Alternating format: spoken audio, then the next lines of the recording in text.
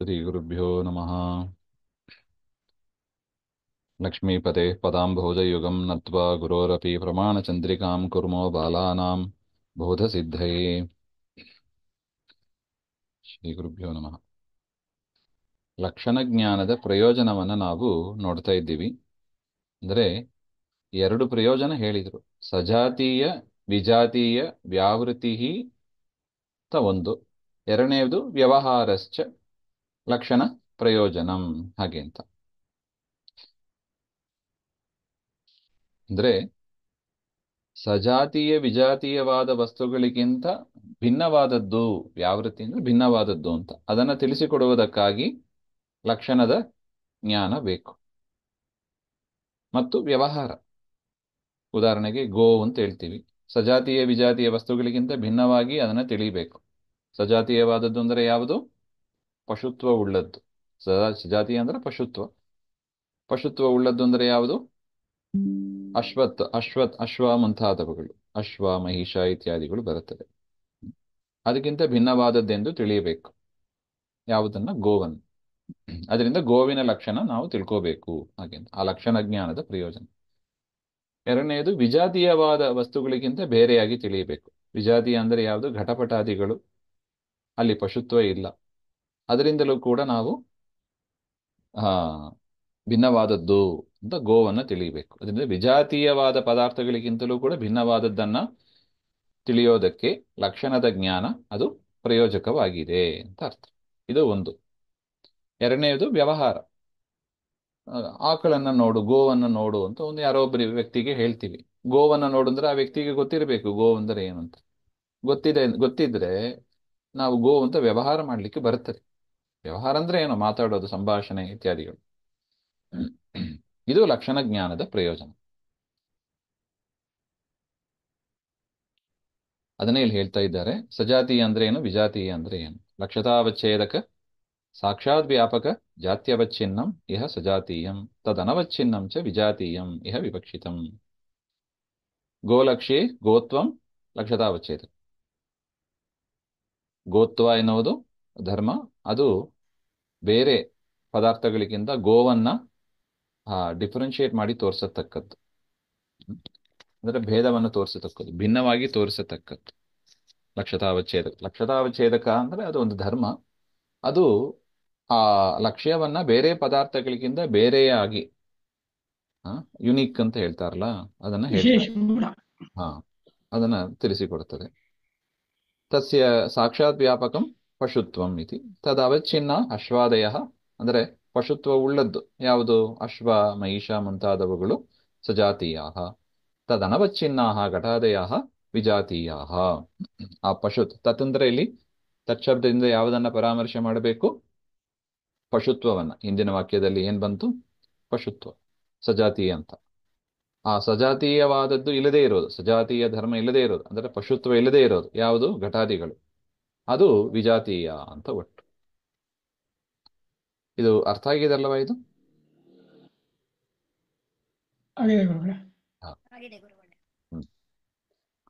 ಸಾಕ್ಷಾತ್ ವ್ಯಾಪಕತ್ವಂ ಅಂದ್ರೆ ಏನು ಹಾಗೆ ಅಂತ ಮುಂದಿನ ಚರ್ಚೆ ನೋಡಿ. ಇಲ್ಲಿ ಲಕ್ಷತಾವಚ್ಛೇದಕ ಸಾಕ್ಷಾತ್ ವ್ಯಾಪಕ ಜಾತ್ಯವಚ್ಛಿನ್ನಂ ಇಹ ಸಜಾತೀಯಂ ಅಂತ ಹೇಳಿದ್ರು. ಲಕ್ಷತಾವಚ್ಛೇದಕ ಅಂದ್ರೆ ನಮಗೆ ಅರ್ಥ ಆಯ್ತು, ಅಸಾಧಾರಣ ಧರ್ಮ ಹಾಗೆ ಅಂತ ಅರ್ಥ ಆಯ್ತು. ಲಕ್ಷತಾ ಅವಚ್ಛೇದಕ ಅಂದ್ರೆ ಅಸಾಧಾರಣ ಧರ್ಮ. ಸಾಧಾರಣ ಅಂದ್ರೆ ಎಲ್ಲದರಲ್ಲೂ ಇರೋದು. ಉದಾಹರಣೆಗೆ ಮನುಷ್ಯ, ಜನರಿಕ್. ಮನುಷ್ಯರಲ್ಲಿ ಜನರಿಕ್, ಅದು ಹೌದು, ಎಲ್ಲರಲ್ಲೂ ಇರತಕ್ಕದ್ದು ಮನುಷ್ಯತ್ವ ಹಾಗೆ ಅಂತ. ಅದು ಸಾಮಾನ್ಯ, ಅದು ಸಾಧಾರಣ. ಸಾಮಾನ್ಯ ಸಾಧಾರಣ ಎಲ್ಲ ಒಂದೇ, ಸಾಧಾರಣವಾಗಿ ಎಲ್ಲರಲ್ಲೂ ಇರೋದು ಅಂತ ಅರ್ಥ. ಆದರೆ ಆ ರೇಷ್ಮೆ ವಸ್ತ್ರಧಾರಣತ್ವಂ ಅಂತ ಒಂದು ಉದಾಹರಣೆಗೆ, ರೇಷ್ಮೆ ಬಟ್ಟೆಯನ್ನು ಧರಿಸಿದವ ಅಂತ ಒಂದು ವ್ಯಕ್ತಿ ಇದ್ದಾನೆ. ಅಥವಾ ಛತ್ರಧಾರಿತ್ವಂ ಹಾಗೆ ಅಂತ, ಛತ್ರಿಯನ್ನು ಹಿಡ್ಕೊಂಡು ಒಬ್ಬ ಹೋಗ್ತಾ ಇದ್ದಾನೆ ಅಂತ ಇಟ್ಕೊಳ್ಳಿ. ಛತ್ರಧಾರಿತ್ವ ಎನ್ನುವುದು ಅದು ಒಂದು 10 ಜನ ಇದ್ರೆ ಒಬ್ಬನಲ್ಲಿ ಮಾತ್ರ ಇರುತ್ತದೆ ಅಂತ ಇಟ್ಕೊಳ್ಳೋಣ. ಅದು ಅಸಾಧಾರಣ ಧರ್ಮ ಆಗ್ತದೆ. ಸಾಧಾರಣ ಧರ್ಮ ಮನುಷ್ಯತ್ವ 10 ಜನರಲ್ಲೂ ಇದೆ. ಆದರೆ ಅಸಾಧಾರಣ ಧರ್ಮ ಅಂದ್ರೆ ಅದು ಆರ್ಡಿನರಿ ಅಲ್ಲ, ಅದು ಸ್ಪೆಷಲ್ ಅಂತ ಅರ್ಥ. ಅಂದ್ರೆ ಏನರ್ಥ? ಒಂದು ವ್ಯಕ್ತಿಯಲ್ಲಿ ಮಾತ್ರ ಇರತಕ್ಕದ್ದು, ಅದನ್ನು ಅಸಾಧಾರಣ ಧರ್ಮ ಅಂತ ಕರೀತಾರೆ. ಅದನ್ನೇ ಲಕ್ಷತಾವಚ್ಛೇದಕ ಅಂತ ಕರೀತಾರೆ. ಲಕ್ಷತಾವಚ್ಛೇದಕ ಅಂದರೆ ಅಸಾಧಾರಣ ಧರ್ಮ. ಮತ್ತೆ ಅದು ಹೇಗಿರಬೇಕು? ಸಾಕ್ಷಾತ್ ವ್ಯಾಪಕ ಜಾತ್ಯವಚ್ಛಿನ್ನಂ. ಲಕ್ಷತಾವಚ್ಛೇದಕ ಸಾಕ್ಷಾತ್ ವ್ಯಾಪಕವಾಗಿ ಇರಬೇಕು. ಸಾಕ್ಷಾತ್ ವ್ಯಾಪಕ ಅಂದ್ರೆ ನಾವೇನ್ ನೋಡಿದ್ದೀವಿ ನಿನ್ನೆ? ಸರ್ಕಲ್ಸ್ ನೋಡಿದ್ದೀವಿ. ಇನ್ನರ್ ಸರ್ಕಲ್ ಅಥವಾ outer circle, outer one circle, outer two circle, outer most circle, ಹಾಗೆ ಅಂತ. ಔಟರ್ ಮೋಸ್ಟ್ ಸರ್ಕಲ್ ಅಲ್ಲಿ ಯಾವುದು ನೋಡಿದ್ದೀವಿ?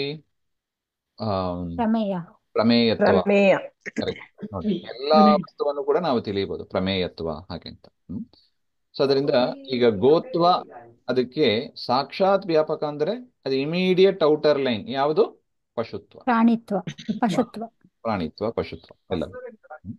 ಅದನ್ನ ಸಾಕ್ಷಾತ್ ವ್ಯಾಪಕ, ಅದನ್ನೇ ಇಲ್ಲಿ ಹೇಳ್ತಾ ಇದ್ದಾರೆ ನೋಡಿ. ಸಾಕ್ಷಾತ್ ವ್ಯಾಪಕ ಅಂದ್ರೆ ಏನು? ಸಾಕ್ಷಾತ್ ವ್ಯಾಪಕತ್ವಂ ನಾಮ ತದ್ ಅವ್ಯಾಪಕ ವ್ಯಾಪಕತ್ವೇ ಸತಿ ತದ್ ವ್ಯಾಪಕತ್ವಂ, ಹಾಗೆ ಅಂತ. ತದ್ ಅವ್ಯಾಪಕ ವ್ಯಾಪಕತ್ವೇ ಸತಿ ತದ್ ವ್ಯಾಪಕತ್ವಂ, ಹಾಗೆ ಅಂತ. ಹಾಗೆಂದರೆ ಏನು?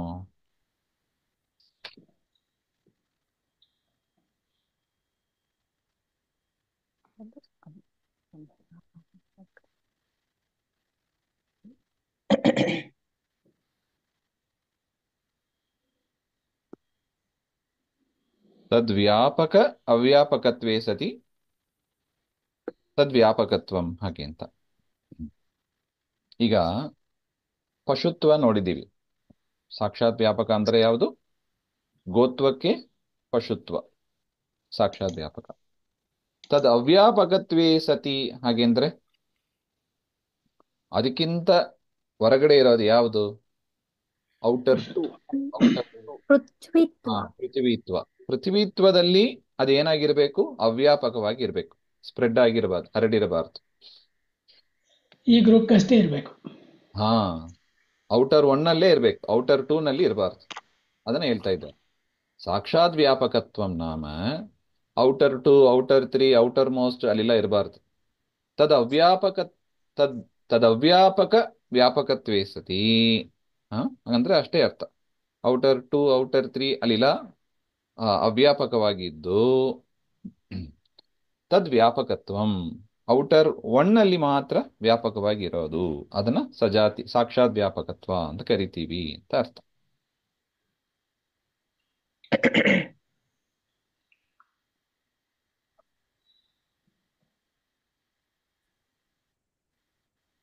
ಈ ರೀತಿಯಾಗಿ ಅದು ರಿಲೇಟಿವ್ ಆಗಿ ಇರುತ್ತದೆ. ಈಗ ಪಶುತ್ವ ತೆಗೆದುಕೊಂಡ್ರೆ ಗೋತ್ವ ತೆಗೆದುಕೊಂಡ್ರೆ ಪಶುತ್ವ ಎನ್ನುವುದು ಸಾಕ್ಷಾತ್ ವ್ಯಾಪಕ. ಇನ್ನು ಪಶುತ್ವವನ್ನೇ ತೆಗೆದುಕೊಂಡ್ರೆ ಸಾಕ್ಷಾತ್ ವ್ಯಾಪಕ ಯಾವುದು? ಪೃಥ್ವಿತ್ವ. ಕರೆಕ್ಟ್. ಈಗ ಪೃಥ್ವಿತ್ವಕ್ಕೆ ತೆಗೆದುಕೊಂಡ್ರೆ ಸಾಕ್ಷಾತ್ ವ್ಯಾಪಕ ಯಾವುದು? ದ್ರವ್ಯತ್ವ. ದ್ರವ್ಯತ್ವ. ದ್ರವ್ಯತ್ವಕ್ಕೆ ಸಾಕ್ಷಾತ್ ವ್ಯಾಪಕ ಅಂದ್ರೆ ಯಾವುದು? ಪ್ರಮೇಯತ್ವ. ರಿಲೇಟಿವ್ ಇರ್ತದೆ. ಸೊ ತದ ಅವ್ಯಾಪಕ ವ್ಯಾಪಕತ್ವೇ ಸತಿ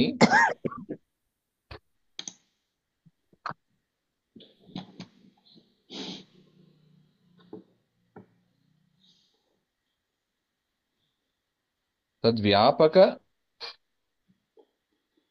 ಅವ್ಯಾಪಕತ್ವೇ ಸತಿ ತದ್ವ್ಯಾಪಕತ್ವಂ ಅಂತ. ಪಶುತ್ವಸ್ಯ ಲಕ್ಷತಾವಚ್ಛೇದಕ ಗೋತ್ವ ವ್ಯಾಪಕ ಪೃಥ್ವೀತ್ವ ಅವ್ಯಾಪಕತ್ವೇ ಸತಿ. ನೋಡಿ, ಅದನ್ನೇ ಹೇಳ್ತಾ ಇದ್ದಾರೆ. ಪಶುತ್ವಕ್ಕೆ ಲಕ್ಷತಾವಚ್ಛೇದಕ ಯಾವುದು? ಲಕ್ಷ್ಯ ಗೋವು. ಗೋವಿಗೆ ಲಕ್ಷತಾವಚ್ಛೇದಕ ಅಂದ್ರೆ ಗೋತ್ವ. ಗೋತ್ವಕ್ಕೆ ವ್ಯಾಪಕವಾಗಿರೋದು ಯಾವುದು? ಪೃಥ್ವಿತ್ವವೂ ಇದೆ, ಪಶುತ್ವವೂ ಇದೆ, ಪೃಥ್ವಿತ್ವವೂ ಇದೆ. ಆದರೆ ಪೃಥ್ವಿತ್ವದಲ್ಲಿ ಅವ್ಯಾಪಕತ್ವೇ ಸತಿ. ಲಕ್ಷತಾವಚ್ಛೇದಕವಾದ ಗೋತ್ವ ವ್ಯಾಪಕವಾಗಿ, ಪೃಥ್ವಿತ್ವ ಅಲ್ಲಿ ವ್ಯಾಪಕವಾಗಿ ಇರೋದು ಆದರೂ ಕೂಡ ಅವ್ಯಾಪಕವಾಗಿದೆ. ಸತಿ ಗೋತ್ವ ವ್ಯಾಪಕ, ಲಕ್ಷತಾವಚ್ಛೇದಕವಾದ ಗೋತ್ವಕ್ಕೆ ವ್ಯಾಪಕವಾದ ವ್ಯಾಪಕ ತತ್ವ ಸಾಕ್ಷಾತ್ ವ್ಯಾಪಕತ್ವಂ ಬೋಧ್ಯಂ. ಗೋತ್ವಕ್ಕೆ ಸಾಕ್ಷಾತ್ ವ್ಯಾಪಕ ಅಂದ್ರೆ ಯಾವುದು? ಪಶುತ್ವ. ಅಲ್ಲಿ ಮಾತ್ರ ಅದು ವ್ಯಾಪಕವಾಗಿ ಇರುವುದರಿಂದ ಸಾಕ್ಷಾತ್ ವ್ಯಾಪಕ ಅಂದ್ರೆ ಈ ಅರ್ಥ ನೋಡಿ. ಸಾಕ್ಷಾತ್ ವ್ಯಾಪಕಂಬಾದು ಅದು ಒಂದು ಉದ್ದೇಶ, ಅದರ ಲಕ್ಷಣವನ್ನ ಹೇಳಿದರು. ಅದರಿಂದ ಈ ಉದ್ದೇಶ ಲಕ್ಷಣವನ್ನ ನಾವು ಎಲ್ಲ ಕಡೆ ಅಪ್ಲೈ ಮಾಡ್ತಾ ಹೋಗಬೇಕು. ಸಾಕ್ಷಾತ್ ವ್ಯಾಪಕ ಅಂತ ಒಂದು ಉದ್ದೇಶ, ಅದರ ಲಕ್ಷಣ ಏನು? ತದ್ ಅವ್ಯಾಪಕ ವ್ಯಾಪಕತ್ವೇ ಸತಿ ತದ್ ವ್ಯಾಪಕತ್ವಂ, ಹಾಗೆ ಅಂತ.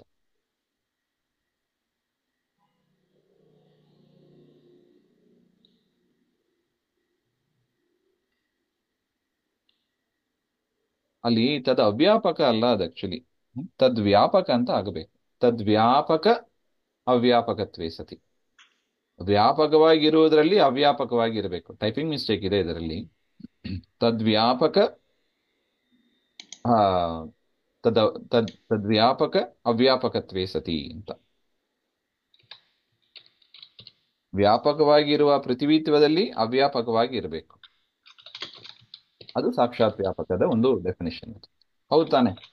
ಔಟರ್ ಒನ್ ಅಲ್ಲಿ ಮಾತ್ರ ಇರಬೇಕು. ಔಟರ್ ರಿಂಗ್ ಒನ್ ಅಲ್ಲಿ ಮಾತ್ರ ಇರಬೇಕು. ಔಟರ್ ರಿಂಗ್ 2, ಔಟರ್ ರಿಂಗ್ 3 ನಲ್ಲಿ ಇರಬಾರದು. ಇದು ಒಟ್ಟು ಅದರ ಅಭಿಪ್ರಾಯ. ತೇನ ಪ್ರಮೇಯತ್ವಾದಿನ ಸರ್ವಸ್ಯಾಪಿ ಸಜಾತೀಯತ್ವೇನ ವಿಜಾತೀಯಸ್ಯ ಅಭಾವಾತ್ ಕಥಮೇತದಿತಿ ಚೋದ್ಯ ಅನವಕಾಶಃ. ಏವಂ ಸರ್ವೇಷ್ವಪಿ ಲಕ್ಷಣೇಶು ಸಜಾತೀಯತ್ವಾದಿ ಜ್ಞೇಯಂ, ಹಾಗೆ ಅಂತ ಇದೆ. ಅದನ್ನ ನಾಳೆ ನೋಡೋಣ. ಶ್ರೀಮಧ್ವಾಂತರ್ಗತ. ಶ್ರೀಕೃಷ್ಣ ಅರ್ಪಣಮಸ್ತು. ಶ್ರೀ ಹರಯೇ ನಮಃ.